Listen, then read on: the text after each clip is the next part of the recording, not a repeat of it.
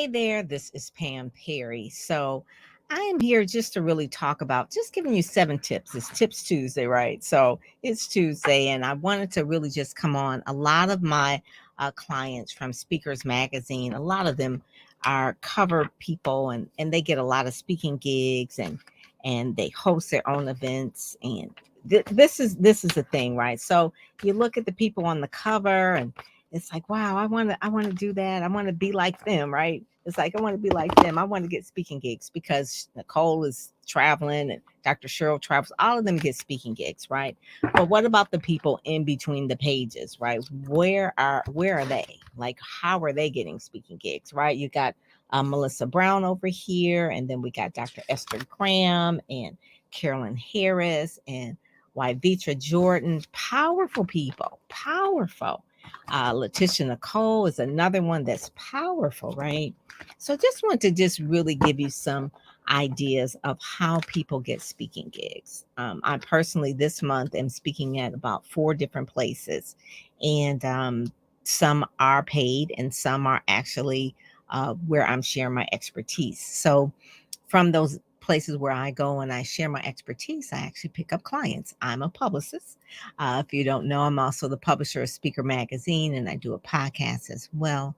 But my main mission is really to promote those with the voice or the message, or those who have a mission to really change and shake up the world, right? Those are the experts that people are paying for solutions to problems. And so, as a publicist for a couple of decades, 3 decades or so, I've worked with a lot of different brands, meaning that brands like Ford Motor Company, McDonald's. I've worked with nonprofits. I was the director of Salvation Army. And so I know what goes into a brand, but what goes into a brand of a speaker? So those are some of the things. So the same thing, it's really, the first part of my career, I really worked with more like companies and corporations, but then the later part of my career, I'm working with speakers and authors and experts, coaches and consultants, right? Those are the people that have the expertise, and they are really being hired to deliver that expertise. So how do you get known in this noisy world, right? In this noisy world. I look at my comments over here. Hey, Anthony, how are you? Hey. All right. Hey, Stephen. All right. So, how do you get those speaking gigs, right? So, started out, here it's kind of crazy here. Started out really with my company in 2000 as a literary publicist.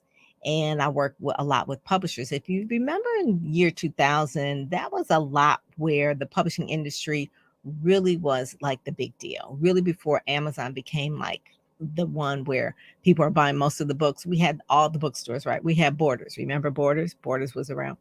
And so I had all the publishing contracts with all of the major publishers, and I was doing all of their African American books, from T.D. Jakes to Dr. Miles Monroe to Valerie Burton, and even my friend Andrea Hall and Michelle McKinney Hammond. So a lot of the publishing houses were really promoting their authors. Switch and change, just like iTunes changed the music game, Amazon really changed the book game. So a lot of people then became to the point where they were independent authors, like indie artists. So there's indie authors. And so at that point, a lot of people had to switch and say, I'm not getting those publishing deals, or the publishers aren't spending the money to promote me. And so a lot of my clients then were independent authors, and they had to learn how to promote. So hence I became known as that person that they would go to and say, I need a publicity strategy. Can you help me, Pam? Can you coach me through this? And I said, sure, of course. So one of the first things in order to get speaking gigs, because I found, and you know this to be true, a lot of the speakers will sell more books. A lot of the authors will sell more books if they speak. So this is how I got into this game, I guess you would say. If they wanted to sell more books, they had to speak more. So all of the authors were going to not book signings, because nobody wants to go like a book signing, but they were actually going on platforms to really speak. And then right after they speak, they would sell their books. And there are other programs as well, but primarily selling the books from speaking. Then it became a thing where it's like, I really, really love this speaking thing. And so, how can I do more of this, right? Because then I could sell more books. It's kind of like that whole circle, which comes first, the chicken or the egg. So, what I want to say, and you might not agree with it, but I know as a publicist, as a literary publicist, PR, um, um, Publishers Weekly has really said the fact that, I'm a PR guru, right? And I love books. The house is filled with a lot of books. I love books and I love Black authors. I promote Black authors, experts, because you are authority. When you write a book, the word author, authority, get it? So, one of the first ways is to write and promote a book. You want more speaking gigs, get more media attention, hands down, a book. A book is hard, right? It's like, oh my God, I got to write a book. Yeah, well, if it was easy, everybody would be doing it. So write a good book, not some of this crap that's up there now that you see on Amazon or whatever, but write a really, really good book around your area of expertise. Become that go to person where you're writing the book, and it is really in so many ways like your signature talk, and people will get to know more about your expertise. You become an authority, you become credible. Media love people who are authors, and you write this book. It can or cannot be a bestseller. It doesn't matter depending on what the niche is. I mean, you can write about IT or AI, or you can, the thing of it is, please don't write a book just about your testimony. All right, nobody really wants to hear that. Write a book about your expertise, not your testimony. That's good for a blog post. I'm talking about a book with a spine, something that's thick, something that shows you the way that you do things, the way you're a thought leader. So lead with some thoughts. Okay, that's number one. So please write a book and promote the book. That's a whole nother webinar for a whole nother day. Number two, this may be old fashioned, but people will say, well, why should I do this? This is what we used to do. It still doesn't matter. I sit on enough editorial boards for publishers to know that they look at blogs. They look at an author's blogs, right? They look at what a speaker is doing, what thought leadership they're leading with. So if you don't have a blog, how can they read what you're leading in your thoughts? And so a blog is an RSS feed too. It can also be shared out as well. But blogging and podcasting are really about the same. You're sharing new information often. All right. You could do a YouTube channel, yeah, that's fine, but it needs to live on your website if you want to get speaking gigs. So I know for a fact that a lot of time people who contact me, they've been following me for a while. They've been reading all the blogs to see the consistency of that. They see the consistency of the podcast, and they really do say, she really, what she's talking about really resonates. What she's talking about is something that I need. And so I would say just start a blog. A great way to promote yourself, promote your thought leadership, to really position yourself. It is like, think of a blog as your magazine or your own newspaper, and you're publishing new content in words. Search engines love it. Google gobbles it up. So you want to make sure you're starting a blog. Number three. So writing and speaking is the way you're going to really leverage and knock this thing out the park, right? So I would say number three, write columns. Columns. Yeah, columns in either local newspaper. One of my friends, Josh, he has a he was just going on jumping on radio shows and TV shows, radio TV shows, and like going, and all of a sudden, one time a newspaper said, "We'd like you to write a column," and then bam, he became internationally known. Right? It's like this column was the thing that people loved, and they look forward to it. It was a weekly column, millions, and I'm talking about for like a newspaper, for a major authority link newspaper, like a major press, or it could be a local press, but as long as it's online and you promote it. I have another client that in Tallahassee where she's writes for the Tallahassee Democrat, I believe, and she's been running that for years, and she gets so much traction to her website, and then from her website it converts into speaking gigs, and then she converts into clients, and she has a nonprofit, and she also gets donors. So really writing columns is a big deal, and write them in your area of your expertise. You may write it for the newsletter in your area or the magazine that's in your niche, but writing columns positions you. My first coach, Andrew Morrison, happy birthday, Andrew. Years ago, he wrote for Direct Marketing magazine, I believe. He said he was reading them, and then all of a sudden became the expert at it, and he started writing columns, and he got millions of dollars by writing these columns because the people in his target market, like Procter and Gamble and things like that, were reading the Direct Marketing magazine, and he had columns in there. So writing columns, and then from there, obviously, you'll get speaking gigs, and other media will beget media. So writing columns is important. Magazines and newspapers, or online for a major online portal. If you're writing online for CNN.com, or you're writing online for Madame Noir, that will be cool as well. The other thing is a really, really big deal: getting these professional headshots together. People, this is one here. This is Judge Leanya Lloyd. Oh my God. OMG. Right? And not only is it the bio, but you need a professional bio, vertical. This is vertical, and also horizontal, right? You want to have a horizontal one as well, because sometimes you'll need those as well, where it has like space on the left and the right, so that you can put it in somewhere. It can't always just be up and down. You know how it is. So when you're trying to put in like your profile picture, sometimes it doesn't fit. It needs to be a certain way. So vertical and horizontal headshots, right? Brand shots. But also too, along with that is a bio. So the bio is really, if you have like a great headshot and a photo shoot, and your bio really speaks to the person who you want to solve the problem for, and really showcasing your expertise, you're good to go. But so many of these bios, and you can go to speakersmagazine.com and read some of the bios in the issue, so that you can kind of see. Here's one of Brooke, right? You see Brooke Daniels.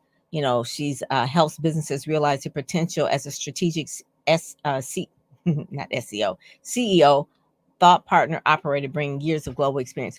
Go and read these bios. They're reading like little mini one sheets. It's not a one sheet, but it's like a little mini one sheet, and you can actually see how they should sound, because so many of these bios, I'm telling you, people who want to get in the Speakers Magazine, they sound like obituaries. I'm like, oh my God, really? There's a knack to writing a bio. I actually love writing bios because I love interviewing the author and pulling out all of the magic from them. But really understanding how to write that bio, having a great headshot in the bio. I just over and over again. Don't have a boring bio. Don't have it sound like an obit. Make sure that it sounds like you are someone. You are someone. It says, what would you suggest if you have more than one platform you're known for? Okay, Stephen. So this is going to be kind of a thing. If you're known for more than one thing, then you're probably not known for anything, because what are you being called for? No one can refer you or recommend you because you have so many different things. Pick one lane, build on that, and then go to the next. You can't do both at the same time. It's like a rabbit running in different directions. You want to make sure that you are going to be known for one thing. An expert is an expertise. A specialist gets paid more than a journalist, generalist. So be okay with picking one lane. Be okay with picking one thing that you're known for. You can obviously morph into it later, but amass that expertise where it is like, I know this is what I'm known for. I'm on CNN about it. I'm on MSNBC about it. This is my one lane.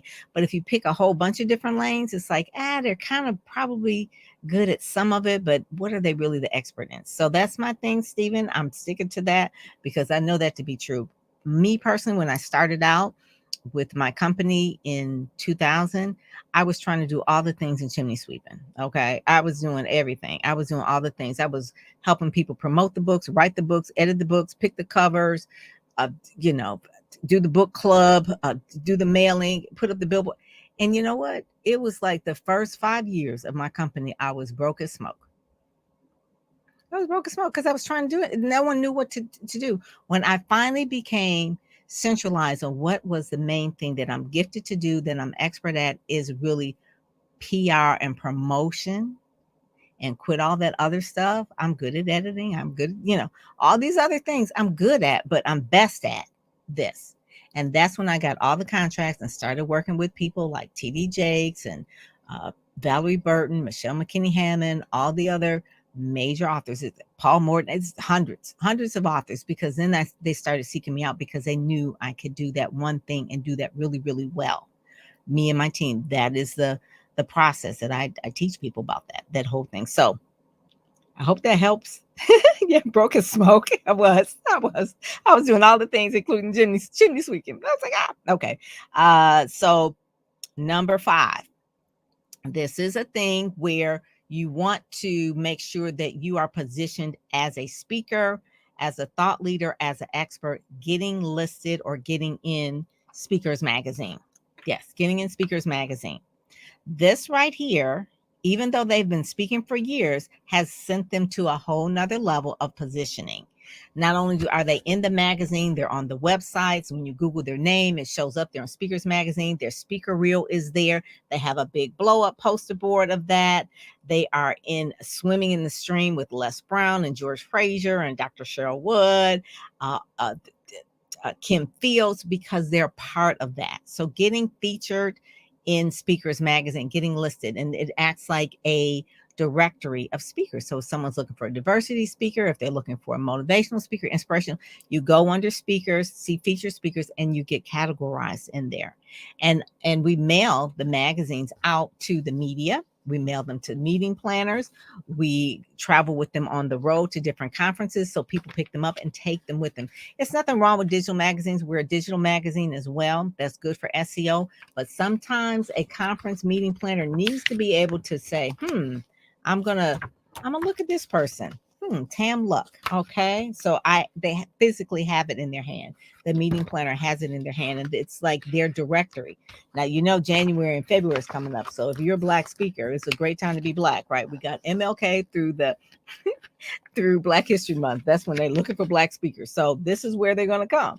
They're going to come to Speakers Magazine. We feature Black speakers. We feed and feature Black speakers. That's our tagline. So you want to make sure that you get featured in there, that you leverage it. That's a whole nother thing I want to do as well. We also have Speakers Magazine podcast. We have the Roku show. So getting in and positioning yourself as a speaker, seriously speaker that gets paid to speak, not just someone I like to speak, I'm public speaking, but a speaker. So you're in Speakers Magazine, you put in that logo on your website, you're putting it on your one sheet, you're putting it at the bottom of your email signature, all the things so that you are featured in Speakers Magazine. Go to speakersmagazine.com and hit get featured.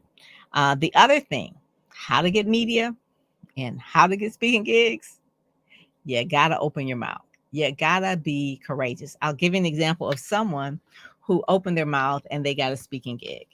And I just told this to my Inner Circle Mastermind today. So she was at an event and there was a mega church pastor that was speaking, and she was speaking after him. And it's like, man, why couldn't she speak before, right? It's like, man, because she would really like to speak at his church. He was a mega preacher, right? He had thousands and thousands of members. Like, why could she could speak at his church? It would be great. So instead of her just like wishing and wanting, she asked. So after he got off a stage, and she was one of the speakers at this particular event as well, and she said to him, do you mind just waiting like about 5 or 10 minutes just to hear me speak a little bit? The nerve. It's like, you must really gonna crush in 5 or 10 minutes, right? So she had the confidence to say, yes, she will. He said, okay, all right. So he goes, he has a seat.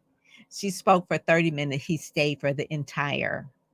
She crushed it, and he invited her to speak to all of the leaders of his church in all of his campus locations of his church at a mega church. That is from just asking. And the same thing with media. How many media friends do you have? You may not want to be in their particular media outlet, but ask them if they have a friend. You've got to learn how to ask. It's not like it's like pitching. People don't like the word pitching, but you are really pitching. You have to let people know you're in Speakers Magazine, you've got your one sheet, you got your speaker reel, you got all the assets, you got the bio, you got the headshot, but then you're not asking nobody.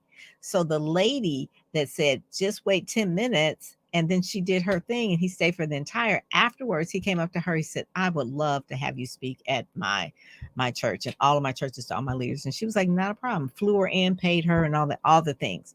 But were there other speakers in the area of Detroit where this person? Yes, of course, there's other speakers everywhere. But the person who asked gets. So ask. Yes, ask. So that's number 6. Then in the 7. So many times we're networking and I see people out here on LinkedIn. Hey, Carmen, they're on LinkedIn or whatever. So you want to make sure that you are staying in contact with people, that you're networking.